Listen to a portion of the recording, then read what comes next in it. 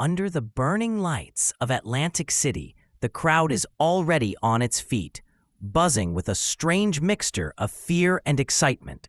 They know what's coming. They can feel it. The night smells like sweat, smoke, and destiny. Two giants are walking toward the same ring, and neither plans on walking away the same. Lennox Lewis, the British Colossus. Calm eyes, cold breathing.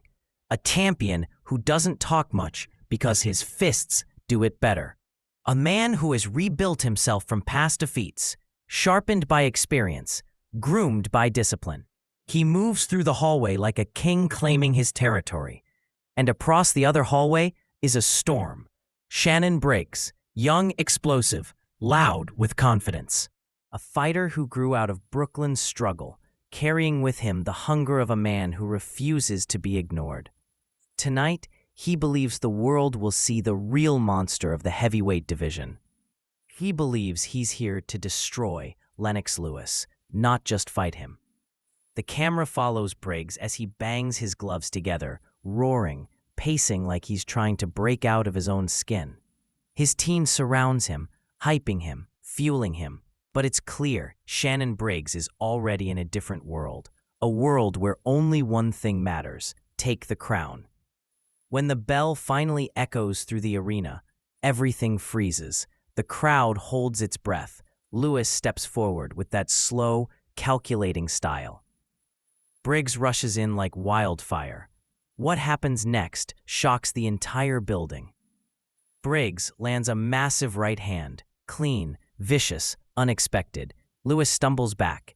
The audience gasps. Cameras flash. Commentators shout in disbelief. Shannon Briggs screams, "Let's go, champ."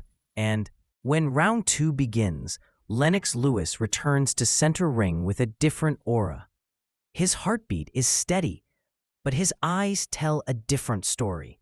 The knockdown scare has awakened something dangerous. A sleeping beast with the IQ of a general and the power of a hammer.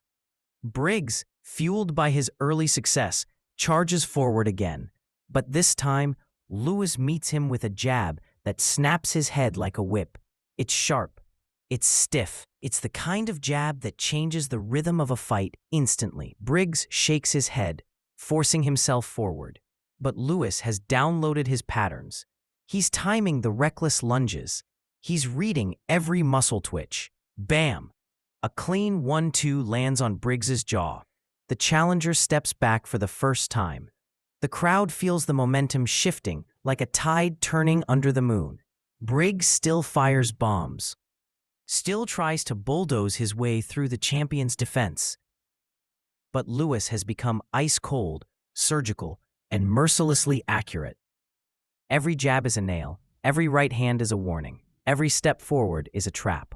By the midpoint of the round, Briggs's breathing changes. His footwork slows.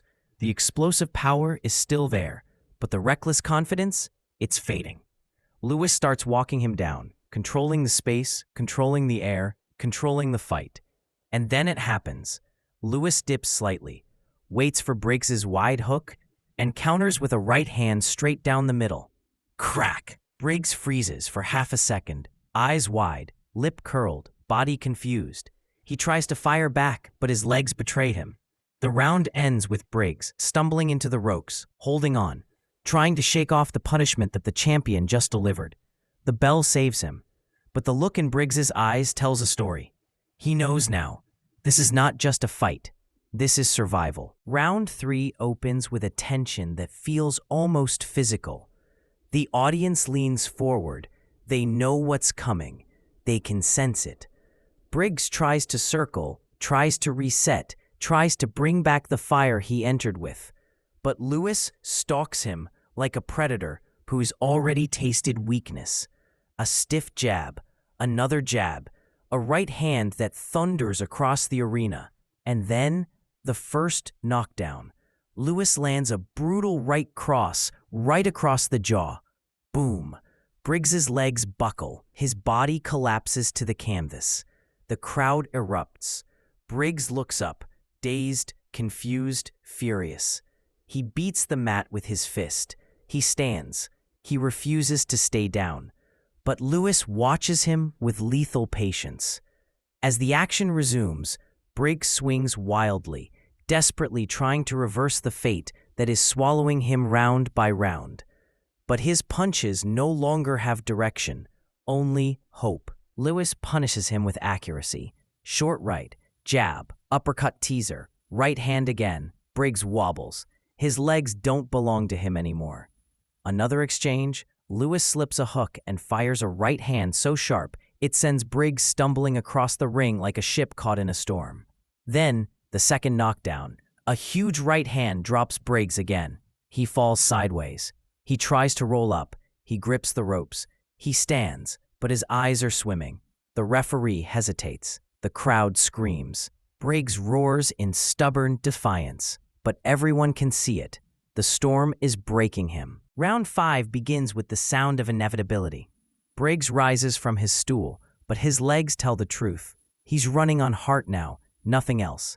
Lewis steps forward, poised, deadly calm. A jab drills into Briggs's face. Another.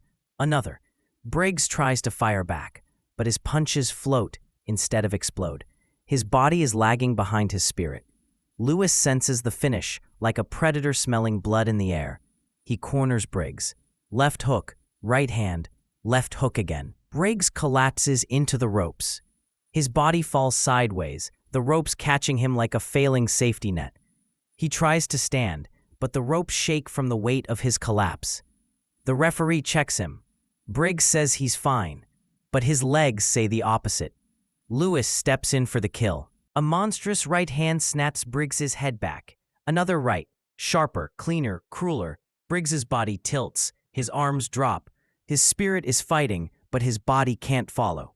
Lewis unleashes one final barrage, a right hand that shakes Briggs's entire frame. The referee jumps in, waving it off. The fight is over. Briggs collapses into the ref's arms. Lewis raises his gloves in cold triumph. The war is finished.